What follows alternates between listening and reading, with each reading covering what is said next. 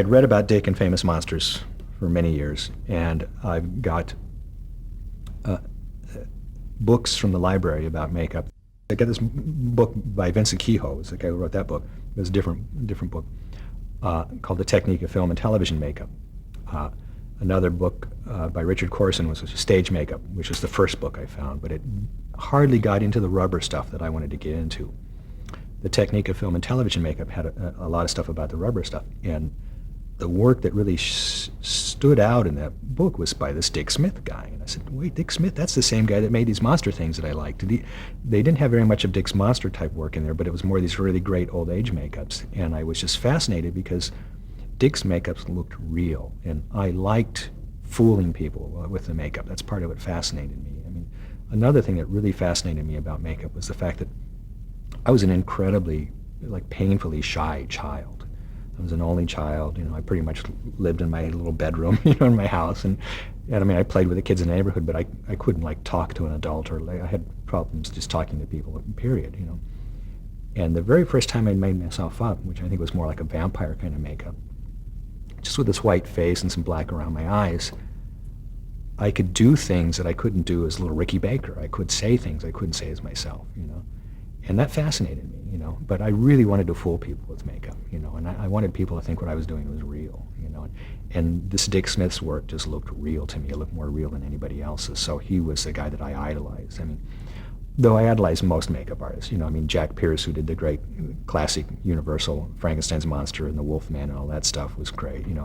Jack Donn, who did who was the department head on The Wizard of Oz. William Tuttle, who did the stuff in the Time Machine and all these different things. I had files. Anytime I found an article on them, on some magazine, I would cut it out and put it in a little file. But Dick, more than anybody, was my makeup god. Dick was on the East Coast. And I remember in one school project, we had to look up, first of all, I think it was something you were supposed to look up what you wanted to do, and they had this file on occupations, and I looked up makeup artists, and they didn't have anything. So I ended up doing a thing on film editing, because it was film related. But another one was looking up somebody in Who's Who in America. And I looked up Dick Smith, and he was in there, which is, I was really glad. And the thing that amazed me is it had his address, So I wrote it on this piece of paper, going, this is like God's address, And I had it, and I thought, I would like to write this guy a letter, but I was afraid, I was shy, and it was kind of like I said, to me, it was like writing a letter to God, so I didn't do it. And when I graduated from high school, as I mentioned, I was born in upstate New York.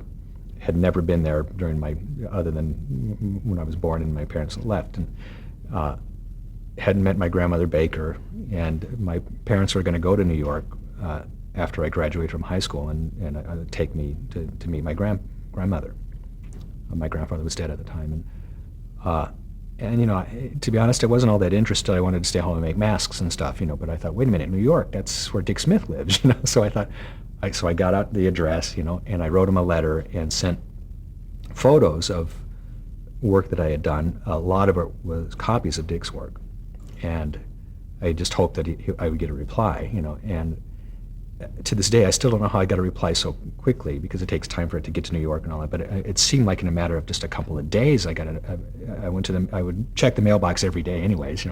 Check the mailbox, and there was this thing that had Dick Smith's address on it, and the envelope was kind of spongy, and I knew that something was in it, So I was like, oh man! And I opened it up, and there was a rejected foam rubber appliance from this Quasimodo makeup that he did for this Way Out series, which is one of the makeups that I sent him a copy of, that I did. And I also had done an oil painting of that makeup.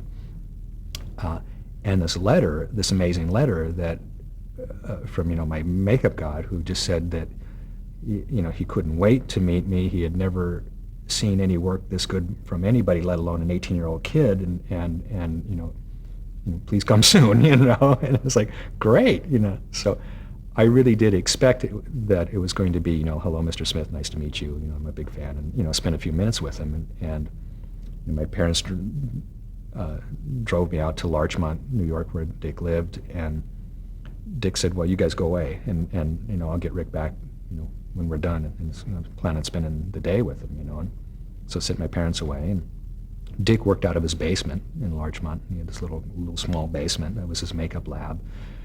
And we went down there, and I was just, all eyes, and he gave me this like legal notepad, and it's like, what's this for? And he goes, well, I'm going to tell you a lot of stuff, and I find it's the best way to remember is to write it down. It's like, cool, So anything I wanted to know, and he would tell me these formulas for all this stuff, and I I'd done a lot of work, and it was like he said, he was impressed by it, but it's like, Dick, how come when I make a wrinkle, it looks like it's a carved line in the clay, and when you make a wrinkle, it looks like a wrinkle, and like he would tell me things that I didn't know. Like, for one of the things that saved so much time and really helped was that everything I did was modeled with a tool, and to try to make these smooth things out, I would just use my fingers. And he said, you could use a brush with alcohol, and it kind of cuts the clay some, and you can kind of carve a wrinkle in, and you can just brush it and make it a good shape, and you refine it and continue to use a brush. And it's like, wow, and just would tell me all these different tricks. And he gave me a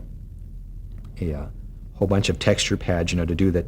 When you sculpt on a life mask on the plasticine, you try to make it look like the texture of the skin. And so, I had read and I had made before a texture pad off of an orange. You take an orange, and it has kind of like pore-like texture, and you paint rubber on it.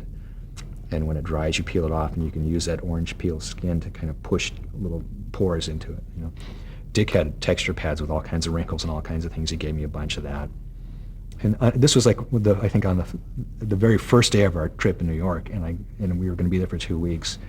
And I got this notepad with all this information and these texture pads, and I met my idol, and he just I just wanted to go home. I didn't care about meeting my grandmother. I just wanted to go home and go to my little bedroom makeup lab and start putting all the stuff to use. And it was, I remember that was a really long 2 weeks. Waiting to get back home, and as soon as I did get back, the first thing I did was an old man mask on myself, using these new texture pads and the new knowledge, and it was a pretty cool looking old man mask.